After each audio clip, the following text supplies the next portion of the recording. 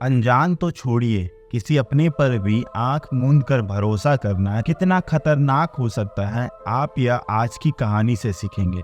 नमस्कार, आप देख रहे हैं हॉरर टेल्स।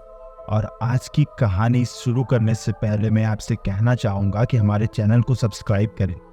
इस तरह के और भी हॉरर कंटेंट देखने के लिए हमारे वीडियोस को लाइक करें और शेयर करें। आज की कहानी दिलजीत की है। दिलजीत यूपी का रहने वाला था। वह पेशे से एक ट्रक ड्राइवर है। दिलजीत जब भी अपने काम से किसी दूसरे शहर में सामान लेकर जाता तो उसे अपने आस पड़ोस के लोगों द्वारा दी गए सामानों को भी पहुंचाना कभी कभार होता था। जैसे अगर किसी काम से वह सामान डिलीवर करने यूपी से कोलकाता या फिर दिल्ली जाता तो वहाँ पे लोकल रहने वाले लोग जो उसे जानते थे उसे कुछ सामान बांध कर दे देते, जो उसे दिल्ली में रह रहे उनके परिजनों या रिश्तेदारों को देना होता था। और यह काम वो बहुत खुशी से करता था। इसके लिए वह किसी से कोई एक्स्ट्रा पैसे भी नहीं लेता था। बस वह इतना कंफर्म कर लेता कि इस पैकेट में कोई नशीली या फिर इलीगल चीज ना हो। इस बात का वो काफी ख्याल रखता था। इसी तरह एक दिन दिलजीत को एक नया ऑर्डर मिलता है। उसे अपने ट्रक के साथ उस सामान को लेकर यूपी से पश्चिम बंगाल जाना होता है। इस बार सफर लंबा था तो उसने अपने साथ अपने सहयोगी को भी ले लिया। दिलजीत ललित को साथ लेकर वहां से निकलने वाला होता है। घर पे वह अपने सामान को पैक करता है और जैसे ही बाहर निकलता है तो देखता है कि एक पड़ोसी कुछ सामान लिए सामने खड़ा था। दिलजीत उससे खुशी से मिलता है और पूछता है कि यह क्या है। वह पड़ोसी दिलजीत से बस इतना कहता है कि यह एक सामान का पैकेट है जो तुम मेरे दोस्त को दे देना। तुम उसे पश्चिम बंगाल पहुंचकर कॉल कर देना, वो खुद आकर तुमसे यह पैकेट ले जाएगा। दिलजीत खुशी से वह पैकेट लेके अपने ट्रक में रख लेता है। जिसके बाद दिलजीत और ललित मिलकर उस फैक्ट्री पर चले जाते हैं जहां पर से सामान लोड करवाना होता है। देर शाम वह सामान ट्रक पर लोड हो जाता है और रात होते होते दोनों निकल जाते हैं अपने सफ़र पे। पहली रात वह ज़्यादा सफ़र नहीं कर पाते हैं क्योंकि ट्रैफिक और घुमावदार रास्तों के बीच वह आराम से चलते हैं। दूसरी सुबह आराम करके जैसे ही वह निकलते हैं, कुछ दूर चलने के बाद बारिश होने लगती है, जिस कारण ट्रक की गति धीमी करके उन्हें चलानी पड़ती है। रास्ते में दिलजीत काफ़ी बातें करता था जिस कारण उसे नींद ना आए। वह दोनों रास्तों को एंजॉय करते हुए आगे बढ़ते हैं। शाम होती है तो एक घाटी आती है। घाटी शुरू होते ही उसे अचानक अपने ट्रक के पीछे से कुछ आवाज आने लगती है। दिलजीत ललित से कहता है कि ओए पीछे देख कि कहीं कोई जानवर या फिर कोई चोर तो ट्रक पे नहीं आ गया। कुछ खुरचनी सी आवाज आ रही है। ललित एक छोटी खिड़की खोलकर पीछे देखता है तो वहां कुछ नहीं होता। दिलजीत कुछ दूर आगे गाड़ी चलाता है, उसके बाद उससे रहा नहीं जाता। वह ट्रक साइड में लगाकर ललित से कहता है कि एक बार जाकर पीछे देखा। ललित नीचे उतरता है और जैसे ही ट्रक के पीछे वाले डाली को खोलकर देखता है तो उसकी जोर से चीख निकल जाती है। हड़बड़ा कर दिलजीत भी नीचे उतरता है। वह ललित से पूछता है कि क्या हुआ। ललित कुछ बोल नहीं पाता है, बस वह इशारा कर रहा होता है ट्रक के अंदर जाने के लिए। दिलजीत ट्रक के अंदर झांकता है तो वहां कुछ भी नहीं था। तभी ललित को पानी पिलाकर वह शांति से पूछता है कि तूने वहां क्या देखा। ललित कहता है कि अरे मैंने वहां एक चुड़ैल देखी। दिलजीत की हंसी छूट जाती है।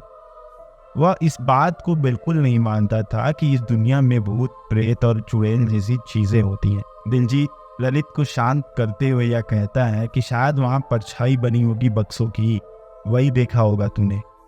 परेशान मत हो, चलो वापस चलते हैं क्योंकि शाम बढ़ती जा रही है और देर रात होते होते हमें इस इलाके को पार करना है। दोनों गाड़ी में बैठकर ट्रक चलाना शुरू कर देते हैं। दिलजीत बातें करता हुआ ट्रक चलाने पर ध्यान देता है। कुछ दूर आगे बढ़ने पर उन्हें घाटी के बीचों बीच एक औरत दिखती है जो सफेद साड़ी पहने हुए ट्रक को रोकने का इशारा कर रही होती है। दिलजीत उसे इग्नोर करके गाड़ी आगे बढ़ा लेता है। उसके मन में यह आता है कि शायद यह कोई लुटेरों का ग्रुप होगा, इसलिए वह उस पर ध्यान नहीं देता। घाटी काफी घुमावदार रास्तों से बनी होती है, इस कारण वह अपनी ड्राइविंग पे ध्यान देते हुए धीरे धीरे आगे बढ़ता जाता है। तकरीबन आधे घंटे के बाद फिर आगे में उसे वही औरत दिखती है। इस बार वह औरत हाथ में कुछ गुड़िया जैसा पकड़े हुई थी।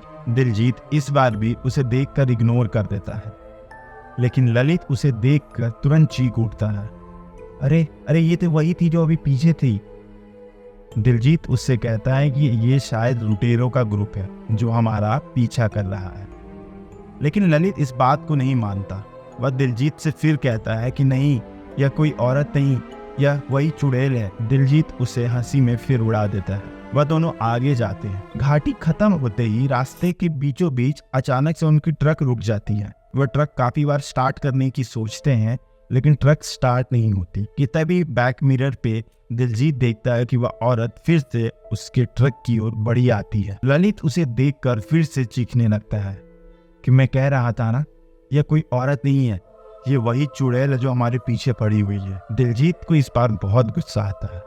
वह ट्रक में से एक लाठी निकालता है और उसकी तरफ भागता है। वह लड़की दिलजीत को लाठी लेके दौड़ते देखते ही पीछे घूमकर भागने लगती है। थोड़ी दूर जाने के बाद ही दिलजीत उस पर लाठी चलाता है। लाठी चलाते ही वह औरत धुएं जैसी गायब हो जाती है। यह देखकर दिलजीत सहम जाता है कि आखिर ये क्या हुआ।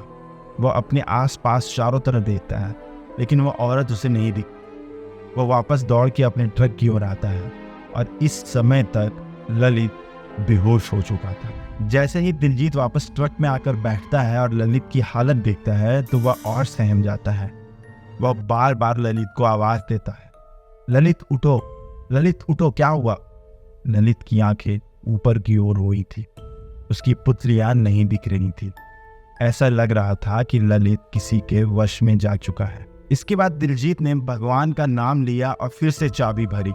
इस बार ट्रक स्टार्ट हो गया। वह ट्रक को भगाता हुआ उस घाटी से बाहर निकाल लाता है और एक 4 लेन वाले हाईवे पे लगा देता है। वह ललित के ऊपर पानी मारता है, जिसके बाद ललित नॉर्मल हो जाता है।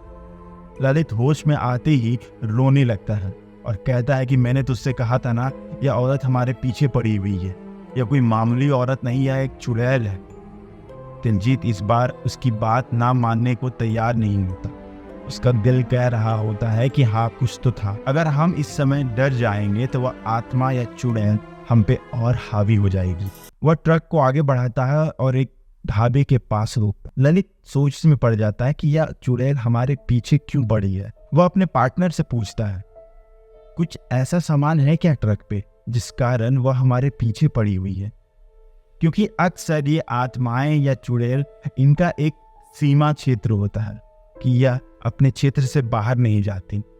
लेकिन यह औरत कल से हमारे पीछे पड़ी हुई है। दिलजीत को कुछ समझ नहीं आता। वह कहता है कि हमारे ट्रक में तो ऐसा कुछ भी नहीं है, अगर तुम कहते हो तो फिर भी यहाँ रोक कर देख लेते हैं। वह दोनों पूरा ट्रक छानते हैं, उन्हें कुछ नहीं मिलता। तभी ललित के हाथ में वह बॉक्स आता है जिसे दिलजीत के पड़ोसी ने उसे दिया था। दिलजीत उससे कहता है कि नहीं नहीं, ये तो मेरे पड़ोसी ने दिया है, उसे किसी दोस्त को, उसकी किसी दोस्त को देना है। ललित से रहा नहीं जाता। वह कहता है कि एक बार इसे खोल कर देख लेते हैं। ललित के जिद के आगे इस बार वह ढीला पड़ चुका था। दिलजीत कहता है कि ठीक है, इसे आराम से खोल कर देख लो। ललित जैसे ही उस डिब्बे को खोलता है, उसकी आंखें फटी रह जाती हैं। वह जोर से चिल्लाता है, दिलजीत इधर आ, दिलजीत इधर आ। दिलजीत भागकर उसके पास आता है और वह दोनों क्या देखते हैं कि वह बॉक्स छोटी छोटी हड्डियों, मांस के टुकड़ों, राख, एक छोटी सी गुड़िया और एक फोटो से सना हुआ था। बात साफ थी कि वह डब्बा एक काले जादू की पोटली थी और वह जो कुछ भी था, इसी कारण से वह आत्मा बार बार इनके रास्ते में आ रही थी। दिलजीत उससे पूछता है कि अब क्या करें। ललित उससे कहता है कि हम अब कुछ नहीं कर सकते, इस बॉक्स को साथ ले चलते हैं और जहाँ कहीं भी एक नदी आएगी हम इसे बहा देंगे। उसके बाद शायद वह आत्मा हमारा पीछा छोड़ दे। ठीक ऐसा ही होता है। वो लोग वहां से निकलते हैं और आगे किसी नदी में उस बॉक्स को बहा देते हैं। इसके बाद तकरीबन 2 दिनों का सफर वह तय करते हैं। उनके साथ कोई अनहोनी नहीं होती। दिलजीत गुस्से से भरा था। वह वापस अपने घर जब आता है तो वह उस पड़ोसी से मिलता है। उससे उसकी काफ़ी ज़्यादा लड़ाई होती है और आखिरकार सभी आस पड़ोस वालों को यह पता चलता है कि दिलजीत के ऊपर उसने काला जादू करने की कोशिश की।